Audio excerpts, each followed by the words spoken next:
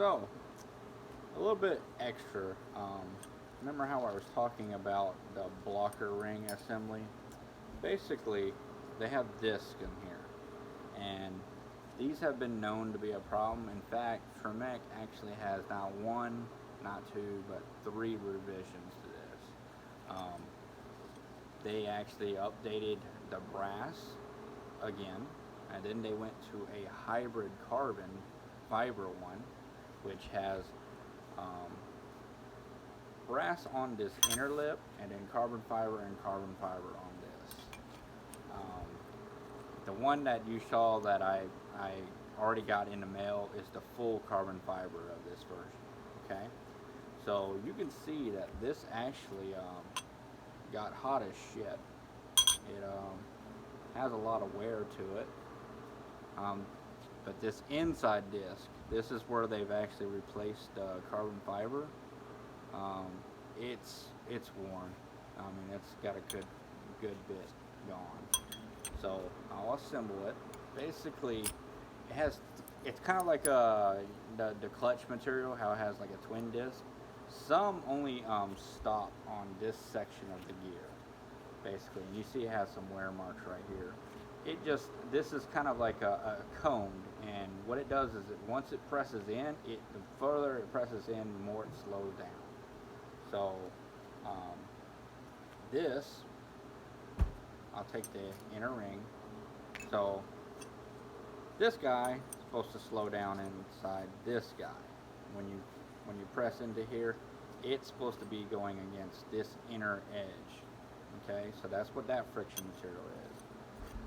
This friction material, which is kind of like a twin disc, this is kind of like the spacer where that, like the internal flywheel or between the two discs. This is going against the gear, and then this is for the secondary friction material. So this is supposed to be able to, you can actually measure the 10,000ths, or I think it's like 3,000ths, it's supposed to be off. But this is actually not, this is supposed to be like, I'm not able to rotate it, okay? But I'm actually able to bottom it out, and actually, with the assembly on, I can actually bottom it out. And that's not supposed to happen. It's actually, it's slowing down by hitting the end of the gear, not so much on this rotational part. And you can actually see where it was actually trying to stop on the actual face of the gear. Okay, so you can see how hot that got. It was probably going out for a little while. But again, this is the very first revision of 3, and I have the crappiest version of it. So go ahead and throw this together. And basically, like I was stating, this goes into the synchronizer assembly. It locks in, and I think I was mistaken. See how these teeth right here? I think those probably popped in really easy to try to slow it down. But when it tried to get here, what was going on was, see, it fits in here. See how it's kind of bottomed out already? It's not supposed to be bottomed out. So that was a wore out synchro. So probably my clutch was probably going and making this work way too much, or it could have just been because, again, 1, 2, and 3 revisions, and I have the oldest version. So this guy was not able to stop it in time, and what I was hearing grinding was that entire face of this gear. So you can see how it's supposed to be going in there, and it locks in, and that's where it's supposed to snap into the next gear. So those teeth that you saw on the outside of the ring, well, it's supposed to snap into here. So I got everything bagged separately, but I don't know if you can see, but all the shiny bits, yeah, this side's grinded off too. So I'll set that down.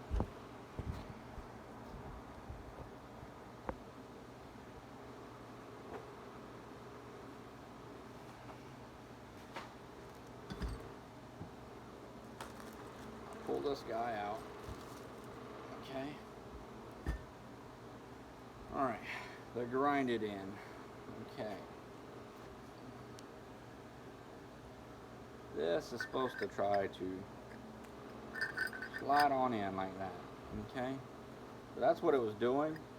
But I'm pretty sure, now that I'm thinking about it, I don't think it was this that grinded it off. I spoke out of turn on that. It was actually this and this that was grinding each other to death.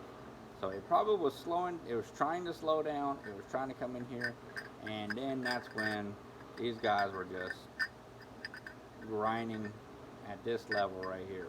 Because this is a hardened gear, so that's probably right there and right here was when it was when I was doing that walk pull. I probably only had a couple teeth left. This is as bad as this looks. That's why I was watch shifting so long, because I could not, at high RPMs, this would not slow down enough to where I could slam it into gear. It would lock me out.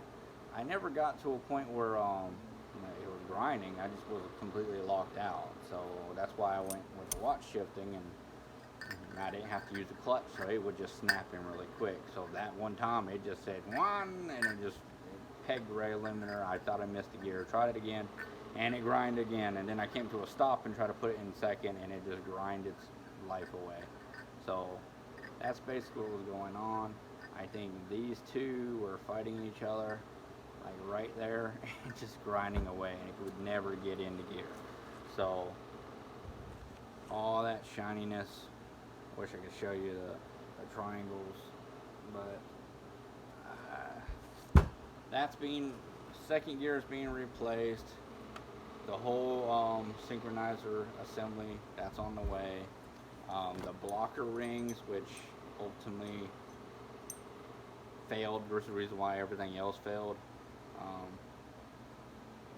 These guys, if these were probably the carbon fiber ones, this guy probably would have never had a problem. This guy would have never met the gear. So that's basically what I found. Yeah. So the engagement, because it's constantly in mesh, the gears are never going to be chewed up. If they're chewed up, then something in the transmission, a large chunk went through here. But these are always in mesh. They're just floating on a needle bearing, and they're just not being engaged. They're just spinning. So all your wear essentially comes at these teeth. And my third gear kind of worries me a little bit. I'm gonna look over it a little bit, but now that I'm looking at second gear, yeah, it doesn't look this bad. This is all just shiny and rounded off nubs. So, well, that's what I found. Down to the bare shaft. The rest of the shaft looks pretty good. I've got some little stuff I might need to polish out, but other than that, looks pretty good. Just a matter of ordering parts now. Yep. Wish me luck.